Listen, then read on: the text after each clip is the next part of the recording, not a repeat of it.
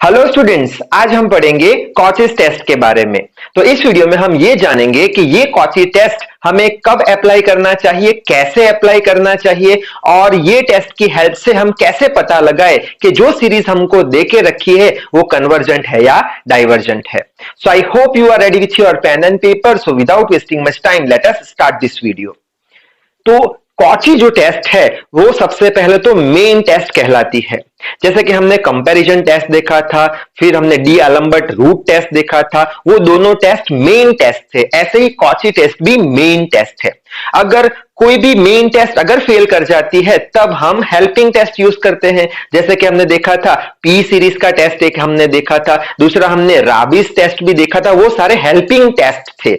ये कौन सा टेस्ट है? कॉचीज टेस्ट मेन टेस्ट है। ठीक है, अच्छा अब क्वेश्चन आएगा कि सर ये कॉचीज रूट टेस्ट जो है वो हम कब अप्लाई करें? तो इसका सिंपल आंसर है कि अगर जो सीरीज का फॉर्म है वो n या फिर n स्क्वायर या फिर n क्यूब में हो, यानी n के पावर में अगर ज्यादा टर्म आ रही है तब आप ये कॉचीज रूट टेस्ट लगा लेना। ठीक, अच्छा अब कैसे लगाएंगे सर? तो सबसे पहले वही प्रोसीजर कि जो सीरीज देके रखी है उसमें आप क्या फाइंड करोगे? un का टर्म फाइंड करोगे। un यानी क्या? Last term, nth term series की। un का टर्म आपके पास आ गया। अब क्या करोगे? अब आप फाइंड करोगे un whole raise to 1 by n की वैल्यू। ठीक है, un है, un के वैल्यू पे क्या लगा दो? 1 बाई n लगा दो। ये प्रोसीजर है। ठीक है, अब ये जो un 1 बाई n आपने जो फाइंड किया है उसकी कन्वर्जेंसी चेक करो। कैसे करते थे convergency check? Limit n tends to infinite लगा दो un whole raise to 1 by n को। ठीक है, अगर limit n tends to infinite इस पे लगाने पर ये un whole raise to 1 by n को अगर आंसर आपका सपोज l आता है पहले तो, और ये आंसर l अगर एक से कम है तो हम बोल देंगे सीरीज जो देके रखी है वो कन्वर्जेंट है। और अगर l का आंसर एक से ज्यादा आता है तो हम बोल देंगे जो सीरीज देके रखी है वो डाइवर्जेंट है। और फाइनली अगर l इज इक्वल टू 1 आया, 1 के बराबर आया आंसर l का, तो ये टेस्ट फेल कर जाएगा और बाद में हम हेल्पिंग टेस्ट यूज कर लेंगे, जैसे p सीरीज ले लेना या फिर दूसरा हमने राबिस टेस्ट देखा था वो ले लेंगे। ठीक, अच्छा तो इन शॉर्ट आपको क्या याद रखना है ये रूट टेस्ट में कि n के पावर में कुछ हो तब ये टेस्ट काम आने वाला है। उसमें क्या करोगे? un ढूंढोगे और un के ऊपर 1 बाई n कर दोगे, फिर limit n tends to infinite लगा दोगे, फिर l का जो वैल्यू आएगा उस पे से आप डिसाइड करोगे कि ये कन्वर्जेंट है, डाइवर्जेंट है या क्या है। ठीक, अच्छा तो एक न्यूमेरिकल लेते हैं फिर अच्छे से और समझेंगे इसे। तो सबसे पहले है examine the convergence of series summation of 1 divide by 1 plus 1 upon n square. ठीक है, तो यहाँ पे n के पावर में कुछ है, n के पावर में कुछ है, तो ये वाला टेस्ट लगा लो। ठीक है, कैसे लगाएंगे? सबसे पहले क्या है? un फाइंड करो। तो यहाँ पे un तो सीधे सीधे देके रखा है 1 divided by 1 plus 1 upon n का स्क्वायर। ठीक है, अब क्या करें? अब un whole raise to 1 by n आपको फाइंड करना है, तो यहाँ पे कर देते हैं un whole raise to 1 by n which is equals to, इसका पूरा का 1 बाय n करना पड़ेगा। 1 डिवाइडेड बाय ये क्या हो जाएगा? 1 plus 1 upon n whole raise to n square का 1 बाई n। ठीक है, अच्छा आगे बढ़ते हैं। अब क्या लिख सकते हैं? ये पावर इंडिविजुअल दे दो ऊपर नीचे, 1 रेस टू 1 बाई n कर दो। ठीक है, 1 plus 1 upon n whole raise to क्या कर दोगे? ये n स्क्वायर को 1 बाई n दे दो। ठीक है, दे दिया। ठीक, आगे बढ़ते हैं कि ये जो 1 रेस टू 1 बाई n है, 1 के पावर में आप कुछ भी दो, कितना होगा? कुछ फर्क नहीं पड़ेगा, 1 ही होगा, तो ये 1 हो गया। और यहां पे क्या होगा? ये एक n कैंसिल हो जाएगा, तो 1 plus 1 upon n whole raise to क्या आ जाएगा? ये एक n और ये एक n कैंसिल हो गया, तो बच जाएगा रेस टू n बच जाएगा। ठीक है, अच्छा आगे बढ़ते हैं। अब क्या करेंगे? अब ये जो हमारा un raise to 1 by n का आंसर है उसकी चेक करेंगे convergency. Limit n tends to infinite लगाएंगे, तो लगा लो limit n tends to infinite un whole raise to 1 by n is equals to limit n tends to infinite ये वाली term 1 divided by 1 plus 1 upon n whole raise to n। ठीक है, अच्छा अब क्या करें?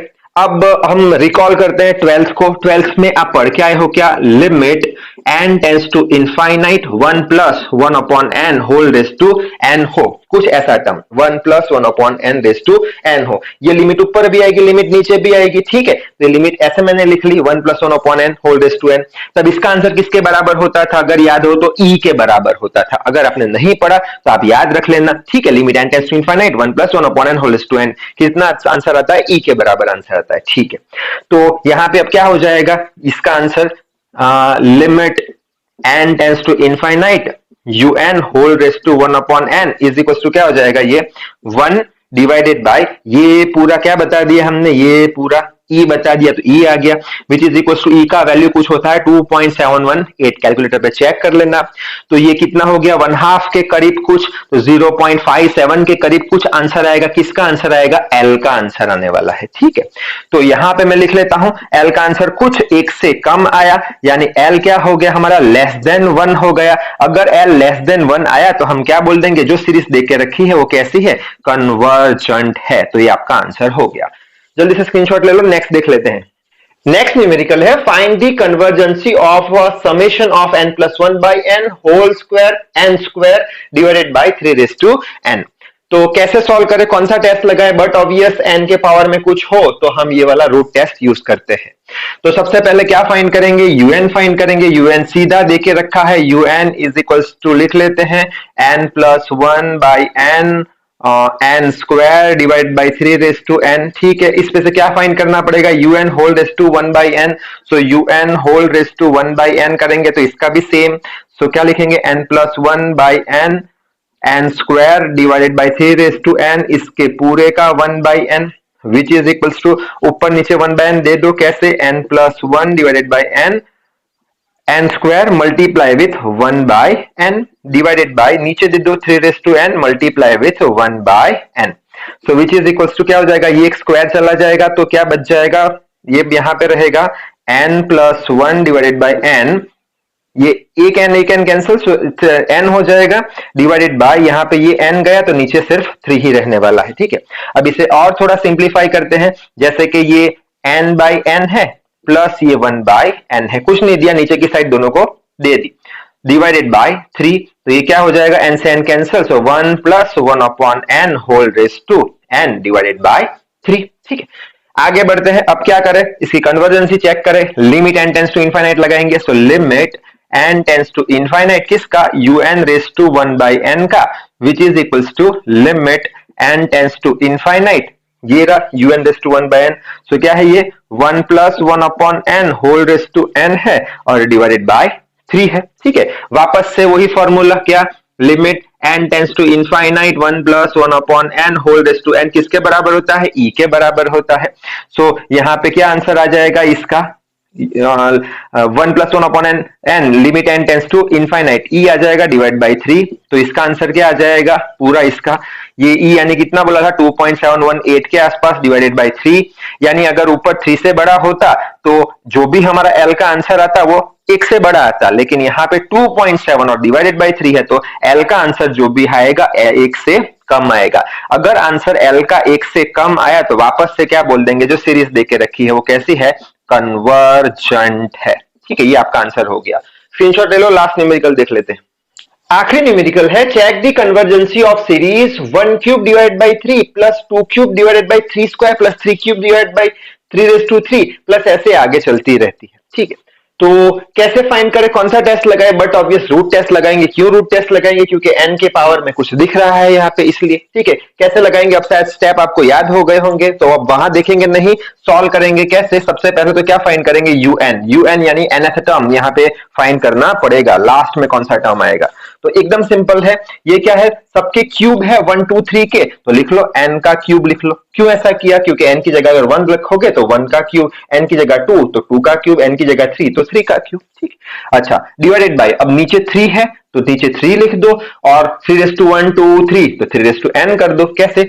3 तो है, n की जगह 1 3 रेज टू 1, फिर n की जगह 2 3 रेज टू 2, n की जगह 3 3 रेज टू 3, ऐसे आगे चलती जाएगी। यहाँ पे summation of n is equal to 1 to infinity अगर लिखना चाहो तो लिख सकते हो, ठीक है। अच्छा, ये nth टर्म हमें मिल चुकी है। अब क्या करें, अब इसे हम un whole raise to 1 upon n में कन्वर्ट करेंगे। तो कैसे करेंगे, n cube divided by 3 raise to n whole raise to 1 upon n। अब ऊपर नीचे ये पावर दे देते हैं तो कैसा बन जाएगा, 3 raise to 3 into 1 upon n हो गया, ये हो गया 3 रेस टू n, ये पावर दिया 1 अपॉन n हो गया। So which is equals to n raise to 3 by n कर दिया, ये n से n कैंसिल हो गया, तो ये कितना बच गया, 3 बच गया। ठीक है, अब यही चीज को क्या मैं ऐसे लिख सकता हूं, n raise to 1 upon n, थोड़ा बड़ा लिख देता हूं, which is equals to n raise to 1 upon n whole का पावर 3 लिख सकते हैं, हाँ लिख सकते हैं। ये क्या हो जाएगा, n raise to 3 by n, same answer आने वाला, तो ऐसे लिख दिया मैंने। क्यों ऐसे लिखा समझ में आ जाएगा आपको। ठीक है, अच्छा अब un 1 बाई n का आंसर मिल चुका है। अब क्या करें, उसकी कन्वर्जेंसी चेक करें। कैसे करते थे, limit n tends to infinite लगा दो, किस पे, un whole raise to 1 by n पे। तो यहां पे क्या आएगा answer, limit n tends to infinite, ये रहा term n raise to 1 upon n whole cube divided by 3।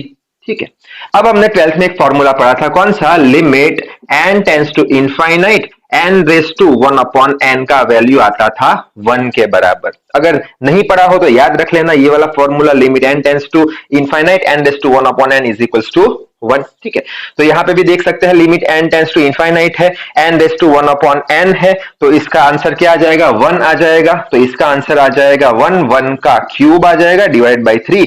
1 का क्यूब कितना होता है, 1 होता है, और डिवाइड बाई 3 यानी ये 0.33 के आसपास आएगा। यानी ये जो आंसर हमें मिला un 1 बाई n का, un 1 बाई n का जो आंसर l मिला हमें, l वो कितना आया, 0.33 आया। यानी l का वैल्यू हम बोल सकते हैं 1 से कम है, l का वैल्यू 1 से कम है, जो कि ये है। अगर l का वैल्यू 1 से कम है तो बोल देना जो सीरीज देख के रखी है वो क्या है, कन्वर्जेंट है। ठीक है, तो ये हो गया आपका आंसर। तो ये जो कॉचीज रूट टेस्ट है उसके और ज्यादा न्यूमेरिकल प्रैक्टिस करना, तो इस वीडियो में बस इतना ही। So till then read hard, work hard, thank you very much.